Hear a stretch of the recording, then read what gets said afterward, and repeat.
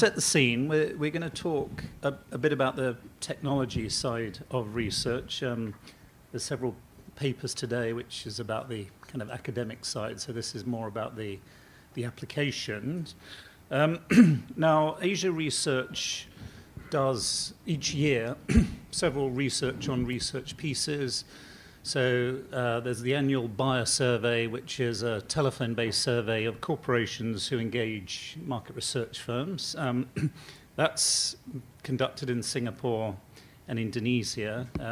It's potentially will be rolled out to Malaysia if you're willing.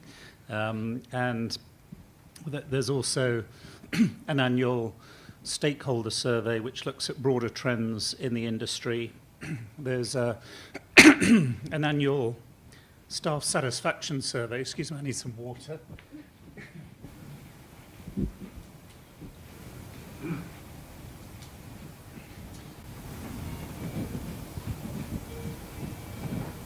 There's also the annual staff satisfaction survey, which these are online surveys you may have taken part in. And at the end of the year, we do a kind of a review of the technology or technology in research business, where we speak to the heads of some of the leading panel and technology firms in the region who are represented here today, GMO and SSI, among others.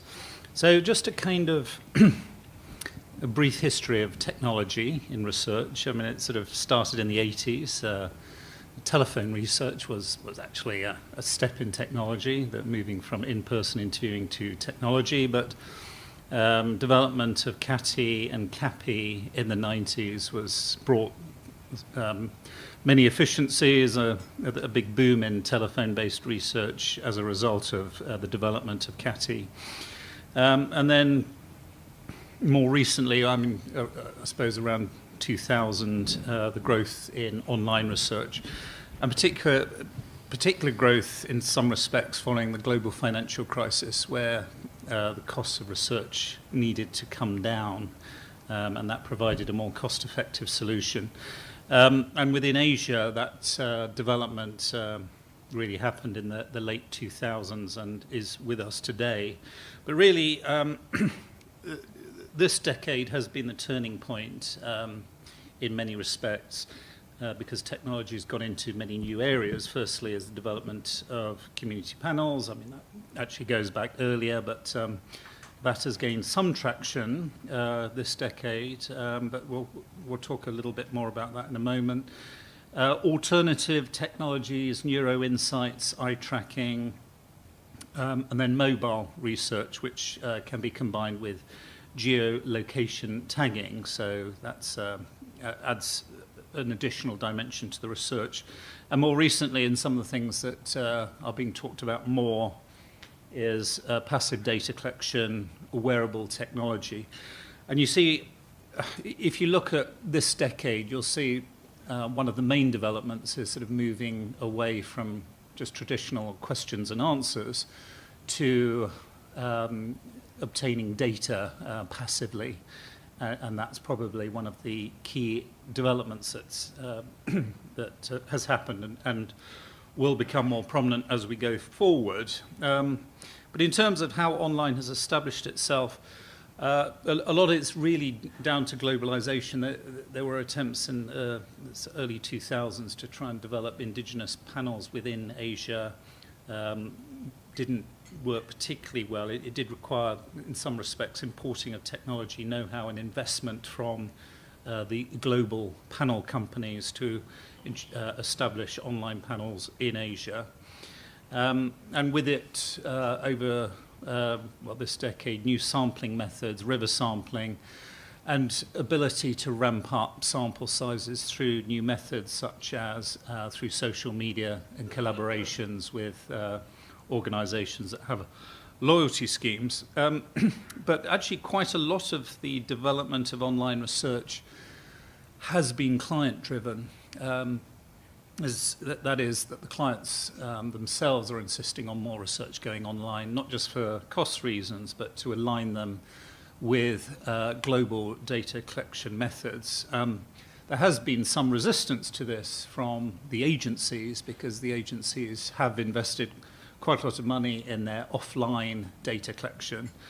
So in a sense have vested interests in having more research going through offline methods. But at the end of the day, the client will decide how things will be done. Now, just to look at what are some of the kind of the situation today. Now, this is based on the annual buyer survey of corporations. Now, this was conducted in Singapore to look at the types of research organizations that are being used these days. Now, this shows the results from 2012 to the most recent survey conducted about this time last year.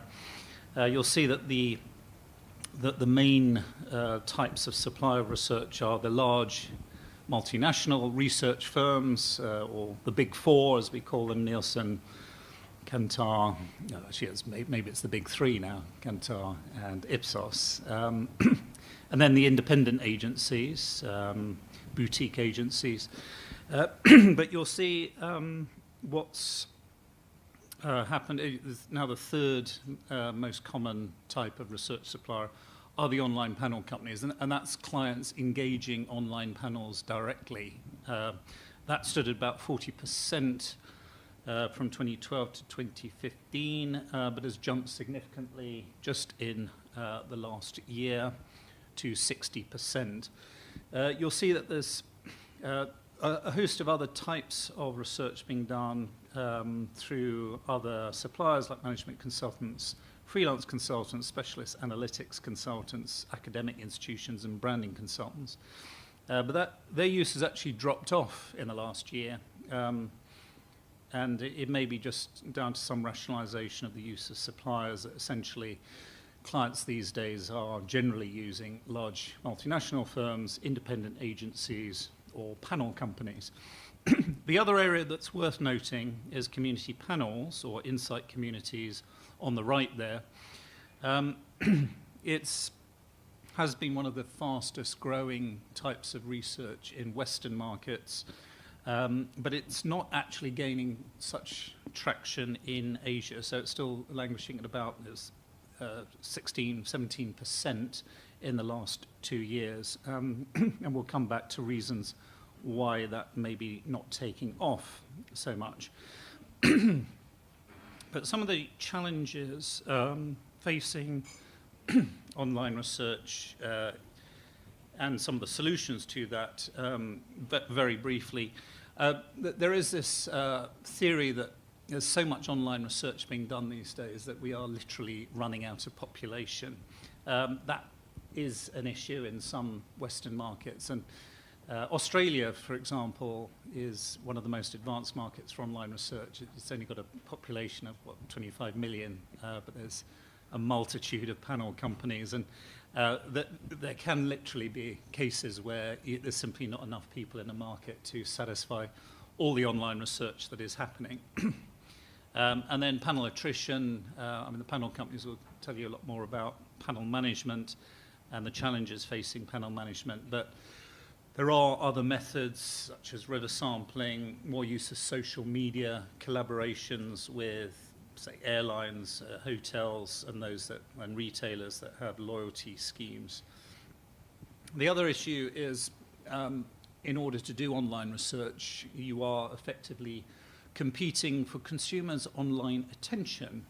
There are so many other activities that they could be doing online. Consumers' attention spans are dwindling. I think a recent report showed that the average American's attention span is 9 seconds now. And so the surveys need to be fun, and that also means things like giving instant rewards. And the other thing is the move to online means we have to adapt the type of surveys we're doing, and this is one of the biggest challenges insofar as only about a third of surveys, according to the panel companies, are actually what would be deemed as mobile compatible with, given that half the surveys these days are conducted on mobile devices. So clients still are struggling to, get the questionnaire down to sort of 5 or 10 minutes from the traditional 20, 25-minute surveys that have been the norm for so long. And the final area is about community panels.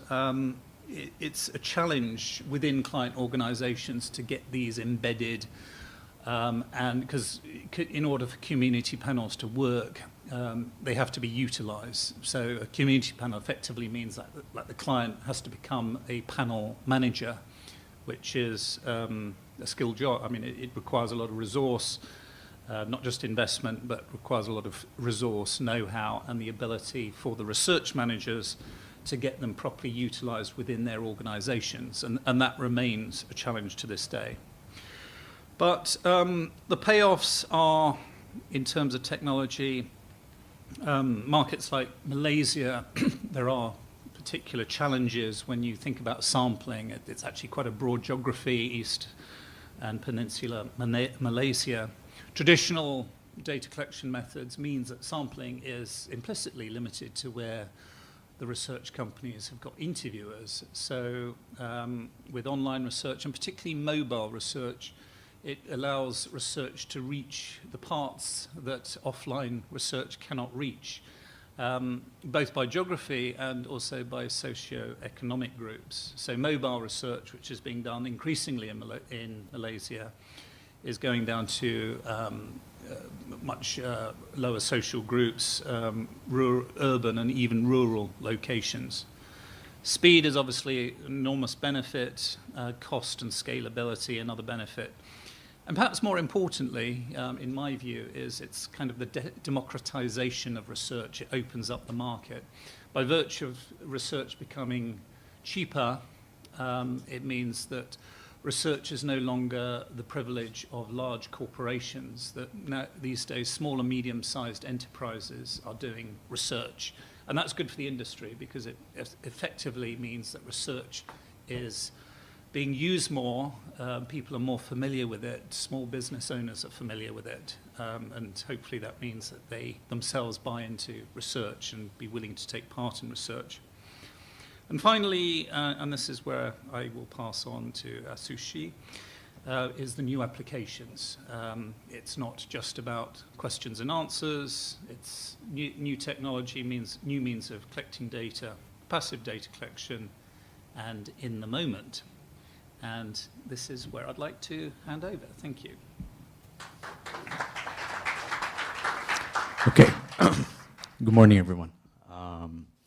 So my part. Since I'm rather a marketer and I don't come from a researcher background, so I would like to start from, so this event is all about customer experience is getting better. But from the marketer side, the customer experience is getting complex. That's what I want to start with. Back in the days when I was working for global brands, you would see, for instance, ATLs. This is, by the way, just about the advertisement. ATLs, search ads, and banner ads. ATLs are for getting a better reach to the biggest population, to your targeted audiences. And then you'll get the reach there and then let maybe article ads or explain what your services is or what the product is. And then after that, you would place search ads or banner ads to just continuously inform them about your brand. And that's how easy it was back then. But now, I think in reality is that since a lot of SNS and ads on apps had emerged, there's no answer to what kind of budget allocation is right for your product.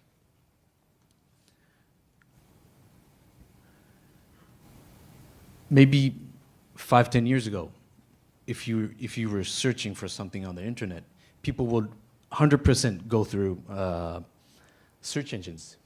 obviously.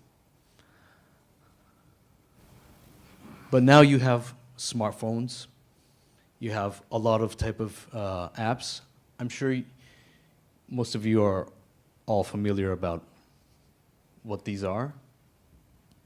But I want to try a little bit of quiz here to keep it a little bit of interactive with you. I'm sure you know what they are, but do you really know how people are using it differently? Like, for instance, Facebook and Instagram. How would you use Instagram and Facebook yourself? Like, what do I do with Facebook and Instagram? Do you use Facebook and Instagram both? Yeah. So what's the difference in using Instagram and Facebook? I think Instagram's it's only like posting pictures, but there's no status update that you can probably what do you call this update. But yeah, but Instagram is only like pictures and yeah. So how about Facebook and LinkedIn? You asked me the difference between two, is it? Or For you, for yourself as a user. so for LinkedIn, basically, it's more on like professional network where you try to get in touch with your clients or with your office colleague. But for Facebook, it's more on socials, and you don't update something. You don't update about your social life on LinkedIn. So. Right. Okay. Yes. Thank you very much. Thank you.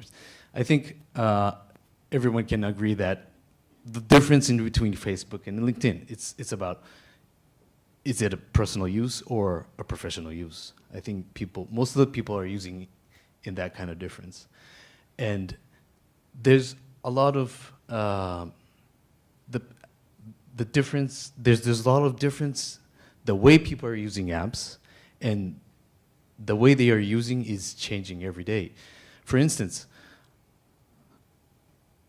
how many of you ever used Pinterest before? Oh, there's quite a lot. I see. Okay. How about Instagram? Okay. Maybe like 60% of you? So the younger ages, it's said that younger ages are not using search engines anymore. They're using Instagram to search for things. They're using Pinterest to search for new information for them. And the function of these apps, they change day by day. For instance, Twitter was only allowing text message, but now they are also embedding the photo upload technology. So you don't really know how they are using multiple apps and search engines. And I think the traffic there is very random and you have to see. So from the marketer point of view, I think people are very keen about how customers are going into the information and purchasing their product. I mean, the customer journey through the online process is getting more complex, and that's why it's getting more important for you. Just a little bit of figures in Malaysia. You see mobile users. This is from last year's data, so it's already 60% of the total population using mobile phones. And if you see the share of web traffic in Malaysia, this is also data from last year. So laptop has 48% share of the whole web traffic in Malaysia. And you see mobile has 47%. And it's showing that year-to-year growth is plus 40%. I'm sure this is due to the smartphone penetration rate is getting higher, so that I think this is one indication of the importance of to know the combination of mobile apps or the PC website or the PC website traffic.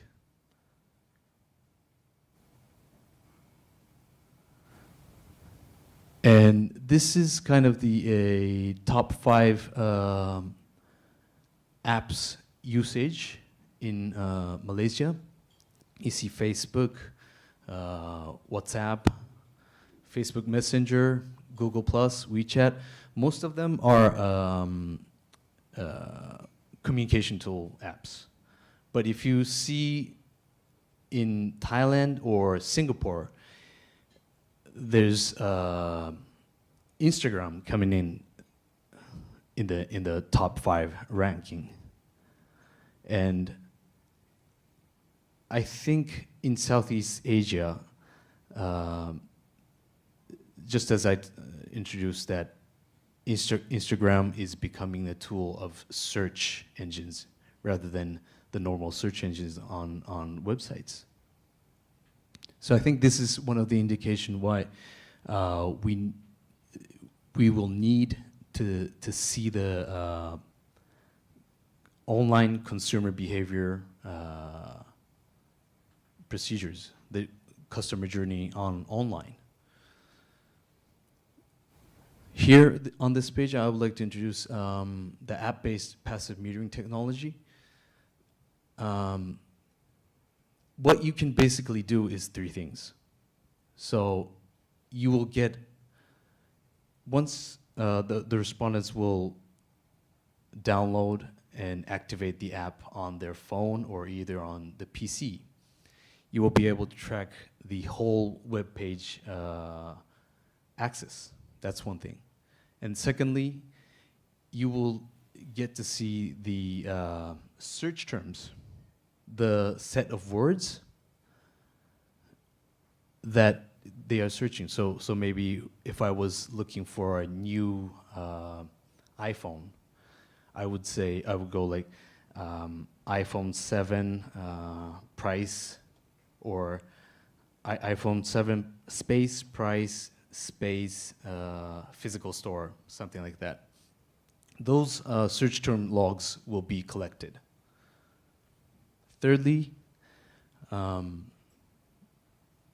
this application, this passive metering technology will allow you to track the amount of usage and share and the timeline of the application use on smartphone and PCs, so that you will be able to see people were actually searching on, for instance, Instagram, and then shared it on Facebook, and then went into Amazon application to actually purchase, or either they may have went into the reviews, but you will actually have those usage logs on a timeline. What are the benefits from collecting the online behavior data? First thing, obviously, would be getting the view of online customer journey. And secondly is that by collecting all these informations, you can add those criteria into in your own targeting. And thirdly, by using those two, you could obviously improve your customer experience. So that's the end of my talk. Thanks for listening. Thank you. Oh, one last thing.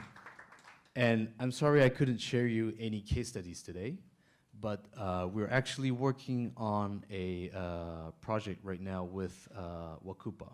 Wakupa is the online passive metering technology from Amsterdam. And by combining their technology with our panel in Asia, we're running a case study right now, and we're actually preparing it for MRMW Singapore. So I hope you join us together at the next round in MRMW for our new case study. Thank you very much.